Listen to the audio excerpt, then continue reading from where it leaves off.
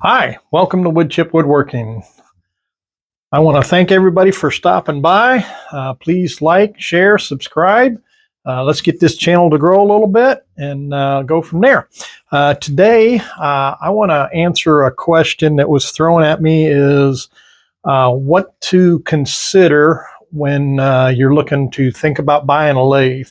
So I thought I'd do a video on my take on some of the things you should consider when you go to buy a lathe, or what kind of lathe, or what you can do, and all that kind of jazz.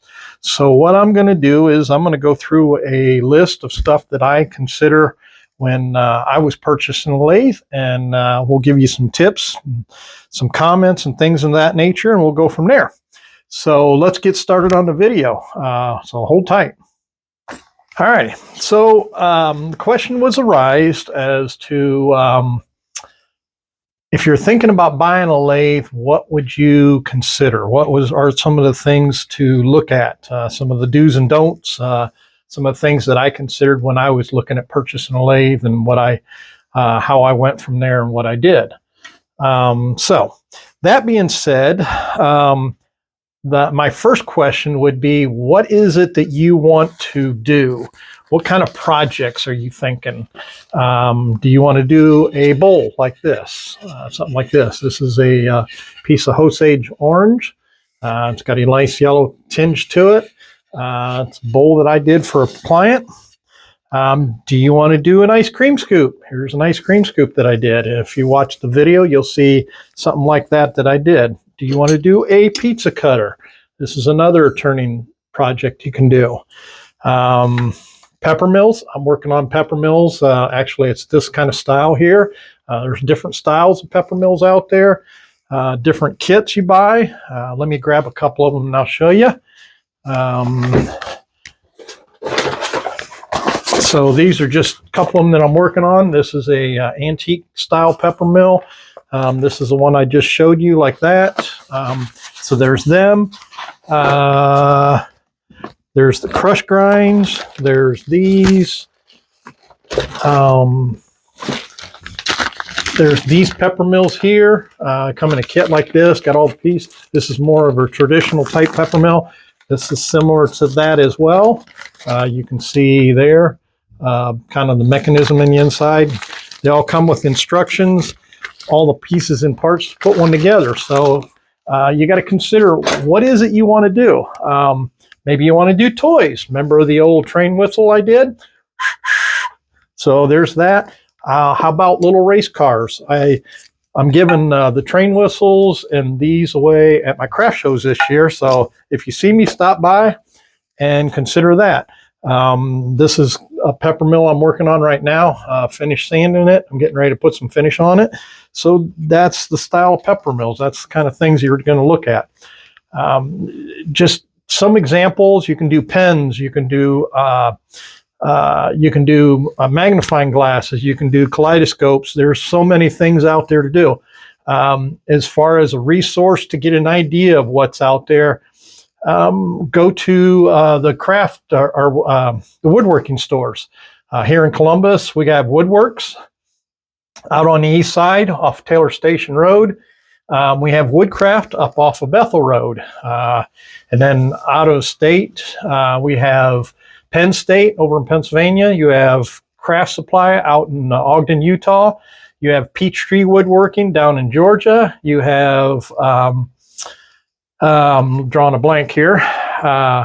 There's several of them around. Just put in like woodworking stores in Google and it'll come up with all kinds of ideas. So think about what you want to do. You want to do small items, large items. What do you want to do? You can do hats. There's all kinds of things out there you can do. So I'm going to walk you through some examples of some of the lathes, and I'll show you what I have and what I'm working with. So hang tight. All right, so here's my main lathe right here. This is a Powermatic. It's a 2530, meaning that it'll do a 25-inch bowl this way, and it'll do a 30-inch here. But as you can see, I've got a bed extension down here, so I can do a longer spindle if I wanted to. That's basically what you're looking at, is you want to do a bowl, you're going to look at the distance here. If you're going to do spindles like table legs, that kind of thing, you're going to look at the length of it here. Basic parts of it. This is your headstock. This is your tailstock. This is your banjo. This tool rest, live center, chuck. And then down here, I got parts and stuff that I use as far as drives and things of that nature. This is just one lathe that I have. And then down here, you look and you see a bunch of bowl blanks that I've got laid out that I'm working on or soon to work on. So let's go look at the other lathe I have. All right, here's the lathe that I had given to me that I'm going to try to take to craft shows. This is a Nova.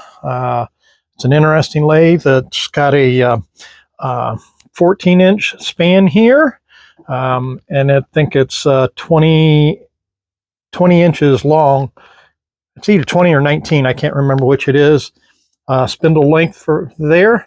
So it's got the same features, headstock, tailstock, banjo, tool rest, all that.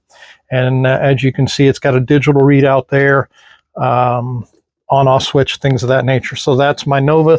This is going to be my portable one that I'm going to take to craft shows when I do demos there. So let's go see my other one.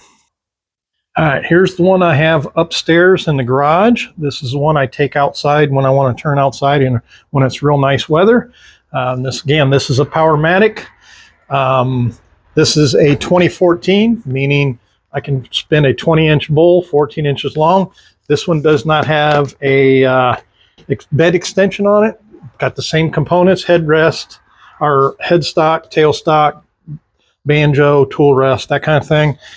This one's kind of neat because it has a movable on-off switch, so I can move it around to different places.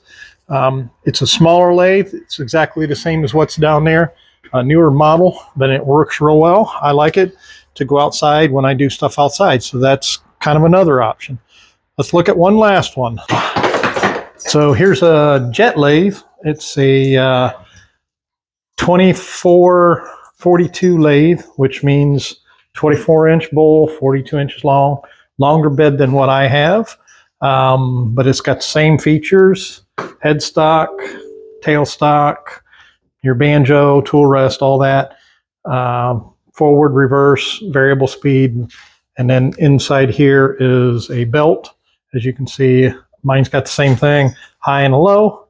Open that up, and inside there is a belt. Just change the belt to a higher speed. Just changes pulleys and gives you that option there. So this is just a jet. Same principle as what I have.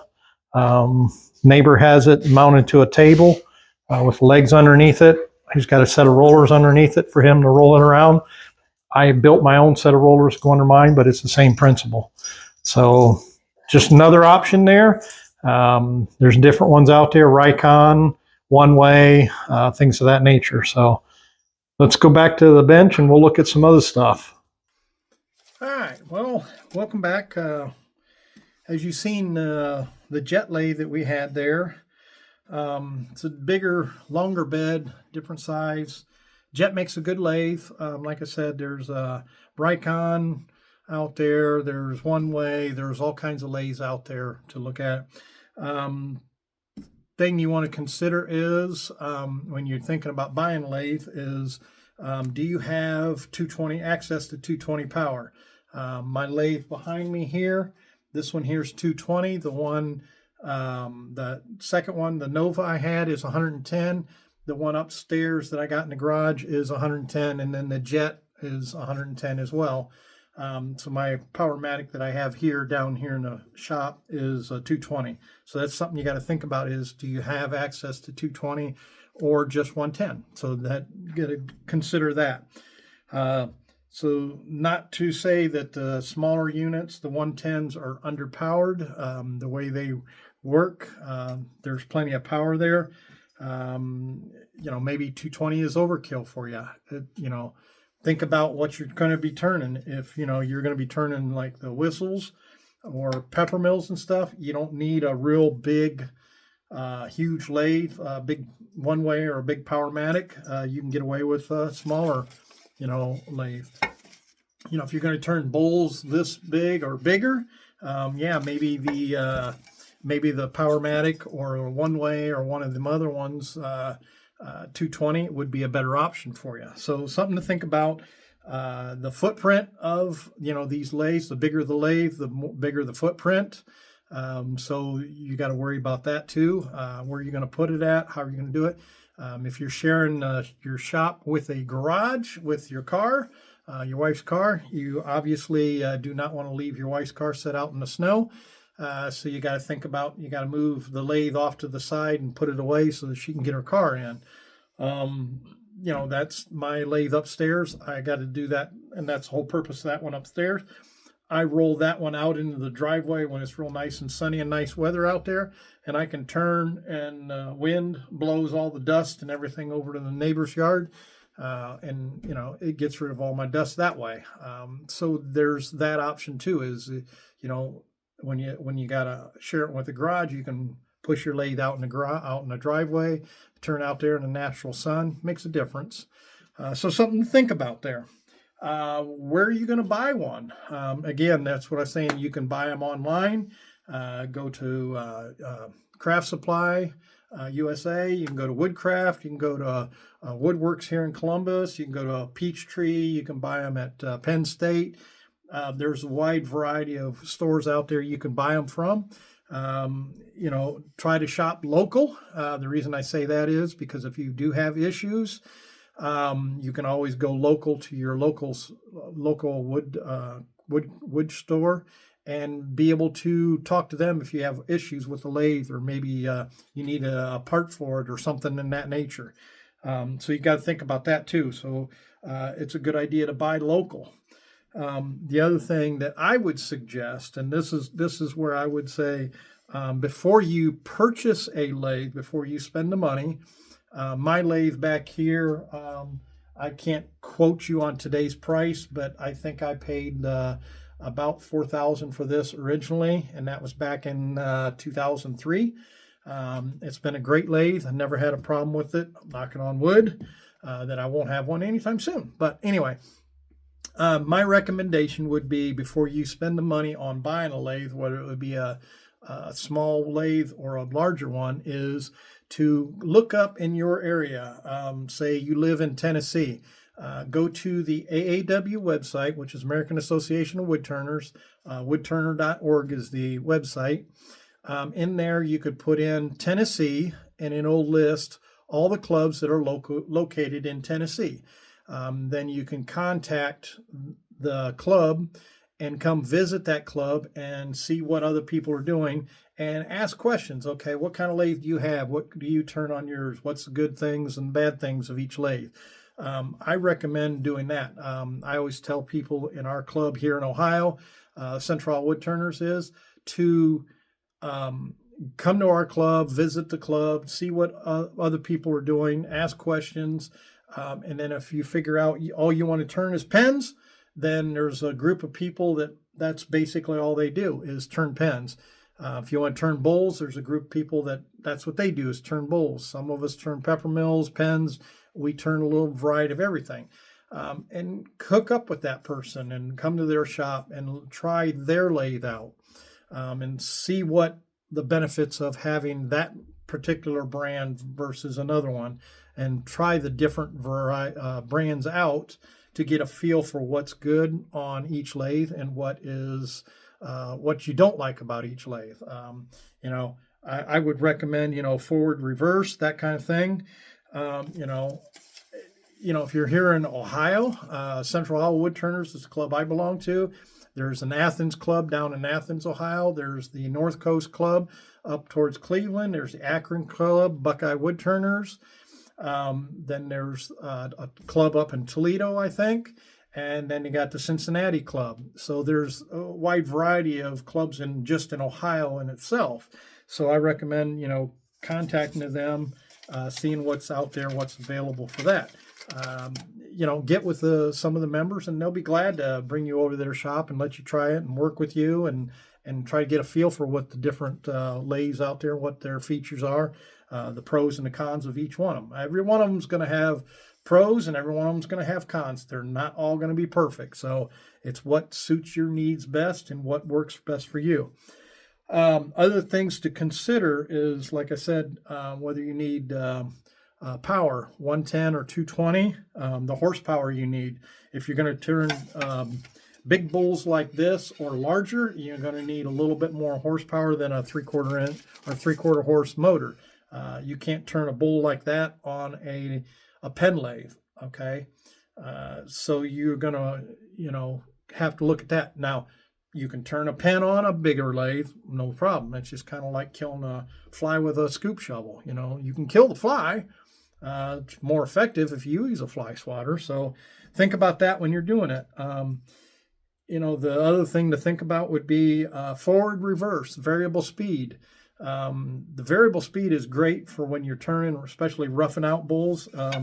If this bull, you've seen the blank that I had it was pretty unbalanced, so it took a while to get it out. You want to turn something like this fairly slow till you get it roughed out and get it balanced. Once you get it balanced, then you can turn the speed up and get better cuts on it. That's the advantage of having variable speed. Speed can be your friend, and it also could be your enemy. So you want to think about that. You want to learn the difference in the safety features as far as what can I turn fast and what can I turn slow. The other thing is when you're looking at is the headstock slide.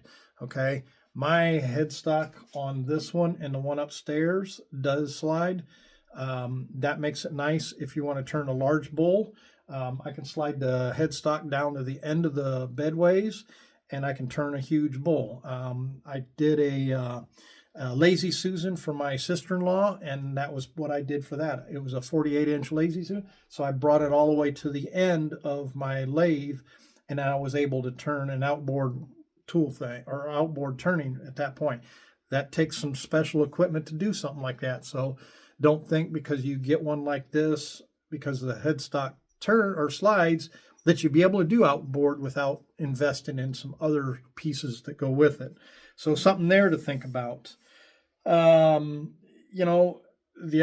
other thing that you need to really think about is most lathes come with a digital readout now, which is a great thing because then you can tell what your speed is. If you're drilling, you don't want to go over about 300-400 RPMs. If you're roughing out bowls, you want to stay down in the 100-200 range until you get it round. So there's a variable speed that helps to that aspect of it.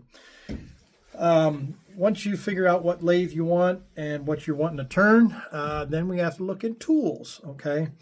I personally have been a promoter of getting the traditional tools, learning how to sharpen with the traditional tools, and then going from there. But to use the traditional tools, and when I say that, I'm saying tools like this, okay? It's a regular tool. This is happen to be a spindle gouge. You got to learn how to sharpen with this, okay? So you have to have a grinder to do that. Not to say that you have to go this route. You could go with what we got is the carbide tools, okay? This is just a circular cutter. See that there? And that cutter on the end is replaceable. So when it's dull, you loosen it up, you turn it, and you got a fresh edge. And you can, there's things you can take out there and put them on a stone and just kind of brush them up, and that gives you a little bit of edge, but it's not a factory edge, and it will work, get a little bit more life out of a cutter, but you're not going to get a full, get the full advantage of that. So that's something else to think about. So thinking of tools, okay, my recommendation is that you go to a garage sale, an estate sale where somebody's selling off the tools, and buy them tools because you get them for a lot cheaper. Not that there's anything wrong with them. You can go to Harbor Freight and pick up some tools there. Not that I'm advertising for Harbor Freight either. But if you can find the cheaper tools, you buy a set for, say, $70, $80, you're going to get basically anywhere from 5 to 7 tools in it. You'll get a bull gouge, you'll get a spindle gouge, you'll get a skew, you'll get a parting tool, and sometimes you'll get a roughing gouge. And then when you go to the larger sets, then you get a couple of the extra tools that are there. The reason I say buy the cheaper set, okay, hear me out. If you buy the cheaper set, you have to sharpen them more often, okay? So you're going to have to learn to sharpen, and you got to have a grinder to do such a thing, okay? So when you set a grinder up, let's go look at my grinder, so hang tight. Okay, this is my grinder. It's a cheaper grinder. I just got some regular carbon wheels on it. These wheels here, I gotta probably replace them sometime soon. But you got this jig here that I use for my skews, and then this one here mainly for my bowl gouges and things like that. This is a separate piece that you have to buy separately from. These are Wolverine setups and stuff, and there's a table there or tool rest there. So these are different things that you can add as you go. Now, not necessarily need to do that. You can use the plates and stuff that come on here. You have to learn to sharpen by hand. To get a uniform, sharp tool and a consistent tool, this is what I would recommend, is something in this nature. Now, that's not to say this is the only sharpening system out there. Let's go back to the bench. That's not to say this is the only sharpening. That's the one that I have. Now, there's a boatload of them out there.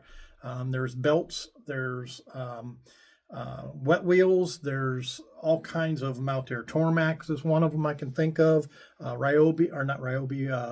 I can't think of the name of it now, but they have. There's all kinds of them out there. Just go into like a woodworking store or go online and put lathe tool sharpening systems, and they'll give you all that. So that's an easy resource to look at and do that. But the reason I say to buy like the Harbor Freight or the tools from a yard sale or something in that nature is they're not going to be the best of tools. Okay. This is probably one of my original tools that I had when I first started turning. This is an old Sears and Roebuck tool, okay? Back when you remember Sears and Roebuck was Craftsman. This is the tool that they had, okay? It's carbon steel, so it's not the best of tools there is out there. But I learned how to sharpen on these, so I could eat up this kind of a tool pretty easily. This came with the lathe, that original lathe that I had. But if you buy a set like this, like I said, you may pay $60, $80 for a set, okay? You're going to get 5 tools or 7 tools with it, okay? If you decide that you want to go to a different set, okay, this one here, this part right here is going to be like $100, maybe 120, okay? Thompson makes great tools. I really love their tools. Okay, this just happens to be a high-speed bowl gouge. Nothing wrong with it. I love the way it works. It handles great. You got to buy a handle for it. Okay, totally different. Okay, you learn to sharpen on this. You got to go sharpen it every time. Every time you go sharpen it, you're going to eat away the steel. Okay, you only got one tool for $120. Where you go and you buy them from Harbor Freight, pay $80, you got 5 tools to work with, okay? So you're going to need more than just one tool to work with. That's the thing to do. To answer your question, okay, this is just a small 3/8 spindle gouge. Okay, this is a Thompson tool here. Love these tools. These are great tools. This goes into the handle. Where's that? This handle, okay? Here's the handle that I got with this one here. As you can see, it's a Thompson tool. There's a 3/8 bowl gouge right there. Slips in there, it screws out. You can pull them out, put new ones in each time. I got several of them because when I'm sharpening them, I sharpen them all at once. I got them setting aside, and I'm cutting as they get dull. I can pull it out, set it aside, put the new tool in there. I'm not saying you have to have, 12 different bowl gouges. You don't need to do that. You just get a couple of them and learn to sharpen. As you progress in your journey of turning, then you invest in more tools and you invest in more expensive tools. You don't need to go out and buy the latest and greatest, and that's my opinion, okay? get the cheaper ones, learn how to sharpen, make mistakes with the cheaper tools, learn the do's and don'ts of how to sharpen, when it's dull, when it's cuts good, and all that.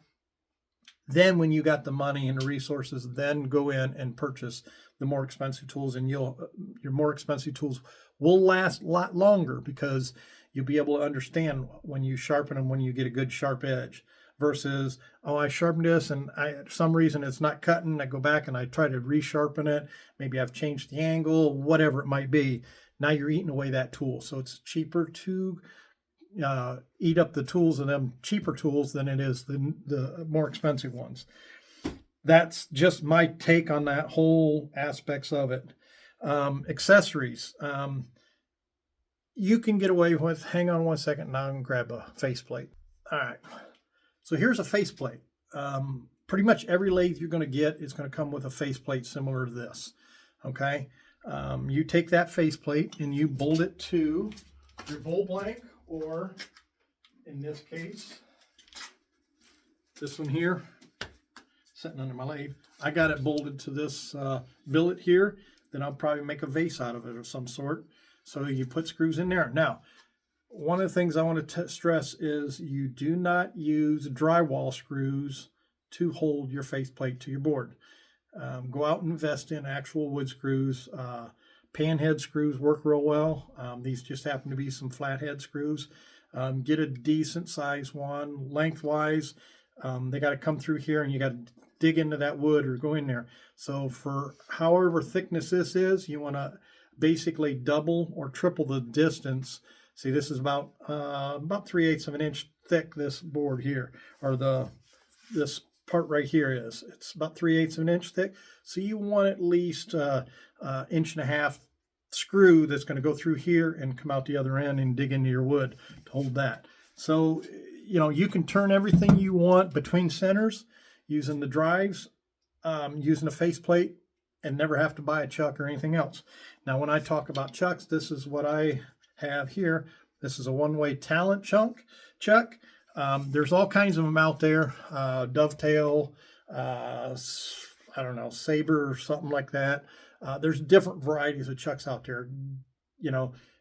Experiment with them. Talk to some people in the club, what they like about the different chucks, the jaws on them and stuff.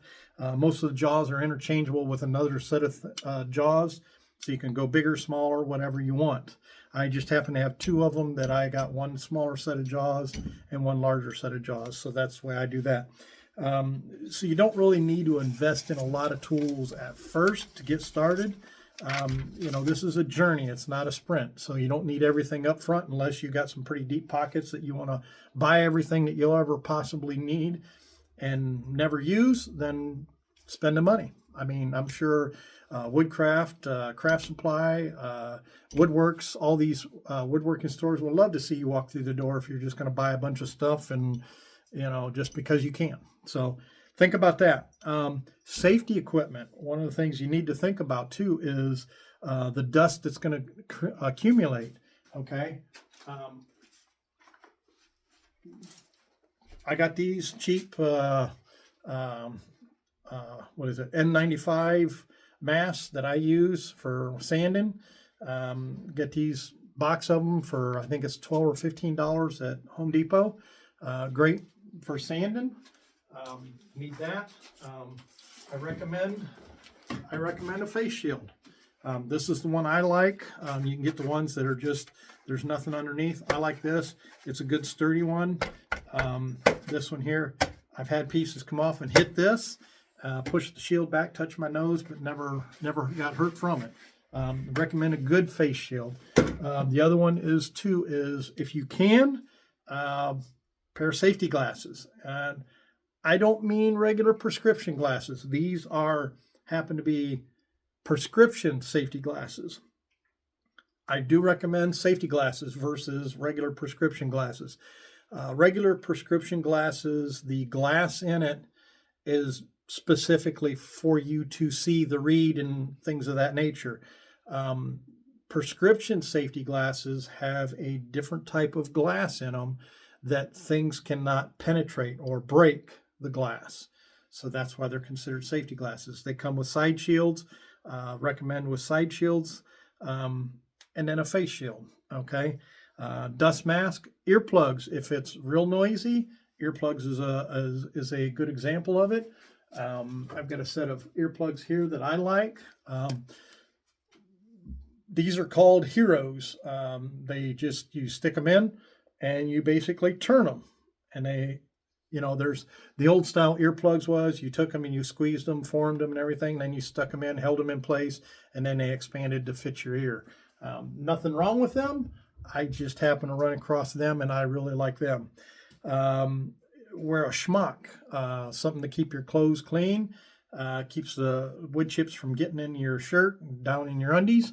There's an article that AEW put out several years ago. One of the Woodturners' wives wrote it. It says, wood chips in my underwear.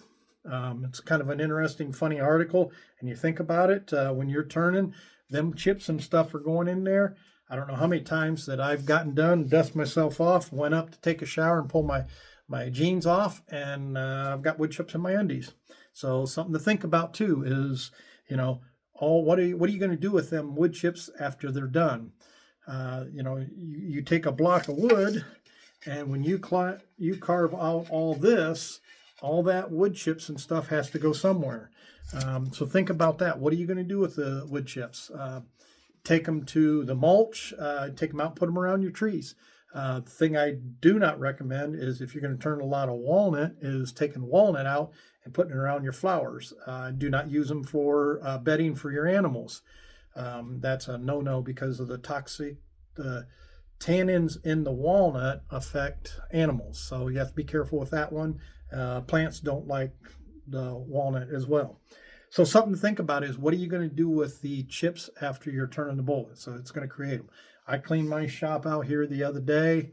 I dropped a key to my drill in the wood chips. Spent close to an hour looking for that one little key. Okay, so recommend you try to keep your shop somewhat clean. If you're using your shop, it never will be clean. Okay, if you look around in my shop, you'll see there's here, let's just take a quick peek around here and I'll show you. Okay, as you can see, look at all the dust there. You see it up there. There's a trash can full of it. Look under the lathe. You see all the wood chips there. The other thing is this stuff is going to get everywhere, so you got to be careful with that. If you're turning in your garage, make sure you pull your wife's car out of the garage, because otherwise all that dust and everything's going to land on your wife's car, and you're going to spend a Saturday afternoon washing and waxing your wife's car. So something to think about. What are you going to do with them wood chips when you're done? So things that you think about in a block of wood is what you want to avoid is voids or cracks. Let me go grab you a sample. All right, here's an example of a piece that I just would not throw on a lathe and turn, because if you look at it pretty close, you see a lot of degraded hole goes clear through. It's not cracked, but internally there might be some cracks. So this here, all this stuff would be loose. There is a crack right there if you look right there real close.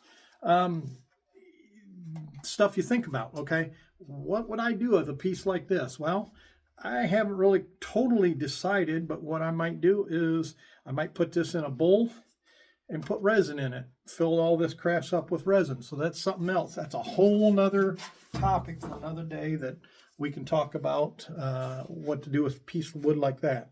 So even though it may look trash, I just wouldn't recommend putting something that has a bunch of cracks on it on the lathe and spinning it at high speed, because if you think of centrifugal force, it's got a crack in it, it's going to blow apart. It'll come apart. There again, make sure you got a face shield on. When that thing's spinning, you can go to YouTube and put in wood lathe accidents or something, and you'll see different videos. There's one out there that's been floating around for probably the last couple months of a guy turning a bowl or something like that. He's got it spinning pretty good, and he's in there going at it, and that thing come loose and it hits him in the face. And That's where the video comes off, is where you see it come off the lathe and hit him in the face. Don't know what happened to the guy, don't know where it was at or anything like that, but you got to be careful. I'm not saying it's dangerous by any stretch of the imagination. It does have its issues, but you just have to use some common sense.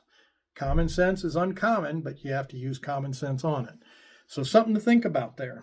The other thing you need to think about too is allergens, okay? They're not food allergies, but they're still allergens. Some woods are toxic. Some woods give off toxic smells. Some woods, the wood itself is not toxic, but the dust is.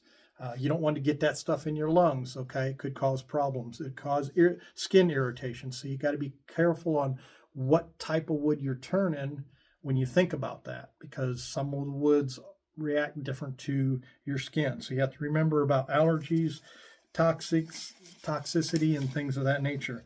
Foreign material in it. I remember one time when I was turning a vase and I'm turning it away and I kept seeing something shiny in the thing, and I stopped and looked, couldn't figure out what it was, kept turning. Finally, I got to the point where I need to figure this out. So I stopped the lathe, turned around, and got a chisel out and started carving out. I found a broadhead in a log I was turning. Okay. That thing would have come loose. It's hard to say. I don't think this face shield would have stopped it. You know, it could have hit me in the chest. There's a lot of things that could happen. So you got to be careful with what you're turning. So that's no different than you crawling in an automobile. You got to be careful when you're driving that somebody doesn't pay attention and they hit you. So same principle. You got to be careful. Projects, what kind of projects you want to turn. Finishing, sandpapers, sandpapers are considered a tool, okay? I know there's some turners out there and say, well, I don't start sanding until it's like 180 or 220. That's where I start. Okay, that's great. Some of us aren't that great. Some of us aren't that good as far as turning. So we may have to start with an 80 grit sandpaper. There's nothing wrong with that, okay? The better you get of sharpening your tools, the more cleaner the cut's going to be. The better the tool choice you use versus a skew versus a bull gouge, a parting tool, things of that nature, the better the cut's going to be, the easier it is going to be sanding. So there's nothing wrong with starting out and getting a piece that's real rough and everything, and you look at it and you're like, start out with 80 grit sandpaper, clean up the tool marks best you can. You'll spend a lot of time doing it, but it'll force you to learn to handle the tools better to get a cleaner cut. That's the whole purpose of sharpening your tools. The sharper the tool, the cleaner the cut. That's why I go back to saying before, learn how to sharpen your tools. So that's, I won't touch too much on that. Sandpaper, you can get it Harbor Freight, you can get it Home Depot, Lowe's, Walmart, wherever you get your sandpaper. I get a lot of my sandpaper from Vince's Wood Wonders. He makes some great sandpaper. Hang on, I'll give you a piece of it to show you. So here's a piece of Vince's Wood Wonders. That's the sandpaper I like for my round disc sander that I use for my drill. And then this is the foam back sandpaper that he sells, and he sells different kinds of that. This just happened to be what I have. I've got everything from 80 grit to 400. I don't get too carried away beyond 400 as far as sandpaper. If I want to go further up into that, then I start using the paste wax type sand. It's called sanding sealer. There's a lava wax or something like that you can put on it, and you take your 220 sandpaper and it's like sanding at 600. It gives you a finer finish as well. You can do that route. But typically I sand up to 240, 300. Don't go much beyond that. So that's kind of the gist of the sandpaper deal. Finish. You can use all kinds of finishes there. I use a lot of times polyurethane. I use a beeswax finish. Let me go grab some and I'll show you. All right. Going back to this is Ultra Shine here. This is it's a paste. It's got some different polishing compounds in it. Here's one that's scratch free. Dr. Kirk's scratch-free stuff. That works great. Then you have this here, which is Yorkshire Shine here. That stuff works real well. And then when you go to polishing it, here's Mylan's polish here that I use. Here's an Australian oil here. This works real well for like pens and things of that nature. That's what I use a lot of that for. There's a lot of times that I just go straight in and I use this here, which is a beeswax mineral oil type finish. And you can use beeswax, paraffin wax, things of that nature. And I think it's 1-to-1 ratio in that. Melt it down, do that. Simple polyurethane spray finish. So there's that kind of finishing stuff. Typically, like on my pepper mills and things of that nature, I use a polyurethane finish because the person's going to be handling it. So I want something that's going to be nice and smooth. Also, it's easy to clean, because somebody's going to handle it. Now, when I look at a bowl, a lot of times I use a beeswax finish on it, or I'll use the Mylan's finish on it, that kind of thing. Because the bowl you're not going to handle as much, so you don't need that protection of being a harder coat. So something to think about there is different types of finishes, lacquers, all that kind of stuff. So that being said, that takes you from A to B, or A to Z, if you want to say, give you an idea of what to think about when you're going out and purchasing a lathe. Like I said, the best thing that I could suggest for you if you're really interested in doing this is to look up your clubs in your area. Every state in the country has clubs in the state. Even if you live in Hawaii or Alaska, there's still clubs in them states. Look up them, go to their meetings, talk to the members of that. The AAW is a great resource for information on that. I really strongly suggest joining a club, also joining the AAW. For what you get out of it, I think the membership's worth the money. I've always had people ask me, well, what do you get for the $50 for the membership for the year? I'm like, well, you get a magazine, that's for one. I said, but you also get access to different resources, whether it be online or whether in person. Where if you bought a subscription to Golf Digest, you pay $50. What do you get? You get a magazine. That's it. You don't get Tiger Woods' phone number that you can call him if you got a question. Where if you join the AAW, there's numbers in there. There's people you can contact that will be glad to take your phone call and answer questions. We as Woodturners enjoy teaching other people how to turn. That's kind of the gist of it all. So if you got any questions on what I had told you, I know this was kind of a lengthy video. I probably went into pretty in-depth in some areas and not so in-depth in other areas, but the first thing you need to think about is the safety for you. Number one, make sure you're wearing eye protection, make sure you're wearing a mask when you're sanding, make sure you're watching what kind of wood you use. Some woods are more toxic than others. Your tools, make sure you use good quality tools or good tools. Make sure they're sharp. Finishes, make sure you follow the safety, the MSDS for that finish. Make sure you follow the protocols for handling that finish, and just have fun doing it, and you'll learn a lot. And like I said, talk to people in these clubs, and they'll steer you in the right direction, and you keep you from spending a ton of money on things. With that being said, appreciate everything, all the comments that's come down the pike here, and all the emails that I've gotten. Please feel free to share, subscribe, like, and hope you enjoyed this video. Hopefully it was informative. And leave me a comment down below and tell me if this was worthwhile for me to record, whether it was one that you think was worth it or not. If you think you want me to do some more of these, let me know. Got some ideas of what you would want to see on this channel. feel free to send me them emails or put some comments below on some ideas and stuff. I'm open for ideas. Actually, I love the ideas because that way it gives me something that I can focus on and learn myself if I've never done it. That being said, there again, thanks for subscribing to the channel. Thanks for promoting my channel, getting this channel to grow. And again, my name is Paul Courtwright. If you got any comments, questions, please feel free to ask. Have a good night.